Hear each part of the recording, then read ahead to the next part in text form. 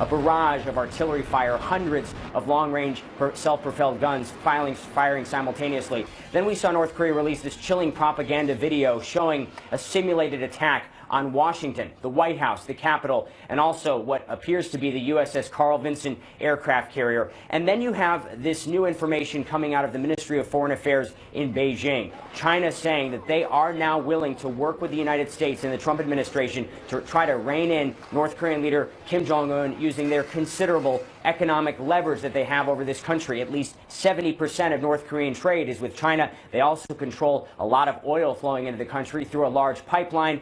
But North Korean officials here are defiant in extensive conversations that we're having with them on the ground here. They say they will not be influenced by international pressure from the United States, from the UN, or from China. They say they have a right to develop nuclear weapons and the missiles to deliver them. In fact, they say they must develop them to protect themselves from what they view as an imminent and growing threat of war with the United States. Wolf? All right, Will, thank you. Will Ripley in Pyongyang, North Korea for us. We'll get back to you. During that United Nations Security Council meeting that Will just mentioned, we heard this from the Secretary of State, Rex Tillerson.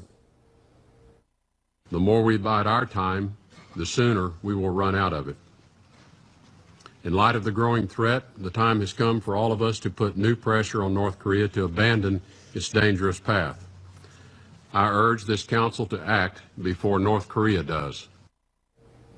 Our CNN military and diplomatic analyst, retired Rear Admiral John Kirby, is with us, former spokesman at the State Department and the Pentagon. John, thanks very much. So what do you think Secretary Tillerson is trying to achieve at the UN Security Council right now? I think he's trying to do two things. One, draw more international attention to the urgency of the problem in Pyongyang, and two, really try to galvanize additional sanctions, more diplomatic and economic efforts to try to pressure Pyongyang into better behavior. I didn't hear a lot from his speech that we haven't heard before. It's very much similar to the way President Obama tried to approach this problem. The difference is, A, the clock is running out, and he's right about that. They're getting more capable every day, it seems like. And B, that this particular commander-in-chief is willing to participate more in brinksmanship, to up the rhetoric, to up the sense of urgency in terms of what he's willing to do militarily. That I think is trying to energize the problem. Because he was so blunt, the president of the United States, in that interview with Reuters. I'll read it to you again.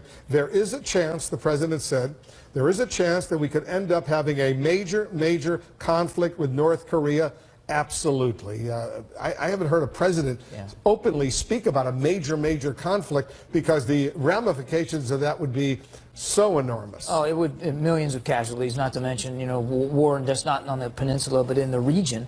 I think, to some degree, the president's a little disconnected from his national security team, which has been running a very deliberate, measured interagency process on this. But I also think, I'm guessing here, but I think that the president thinks that by upping the rhetoric like that, by throwing threats like that there, he actually might try to bring China and Pyongyang more to the table. So when the Secretary of State, Rex Tillerson, now opens the possibility of the U.S. establishing a direct dialogue with North Korea. The U.S. has not done that. There have been back channels, but the U.S. has not directly done that for quite a while. What do you think? If that's what they really mean by doing that, that will be a huge shift. I mean, we've always said that we don't want to legitimize the North for their actions by doing that.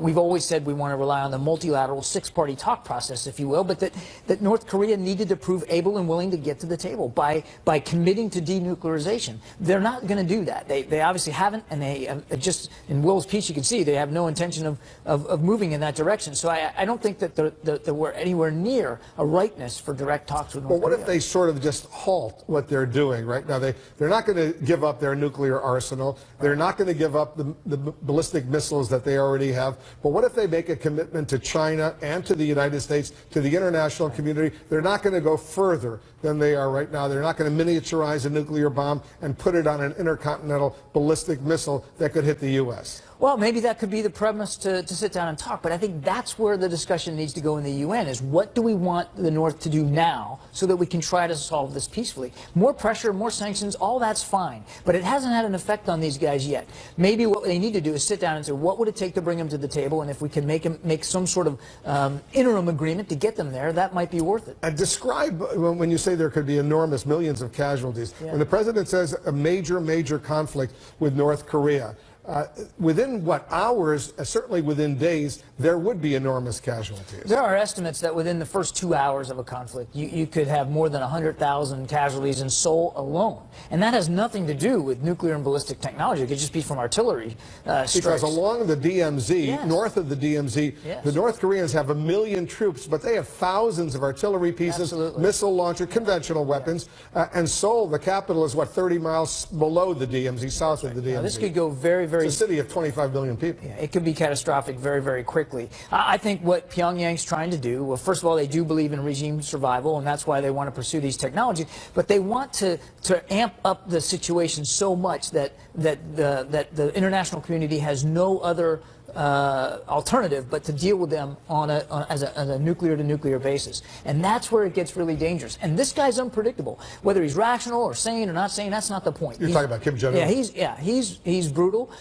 He's ruthless. And look, he assassinates people by using anti-aircraft machine guns. There's nothing rational about that. I think you got to take him at his word when he issues these threats. Yeah, there's 28,000 U.S. troops along the demilitarized zone Absolutely. in South Korea, another 50,000 or so in Japan, not very far away. All right, John, thanks very much, John Kirby, our military and diplomatic analyst. Coming up, live pictures from Atlanta, where President Trump is about to address the national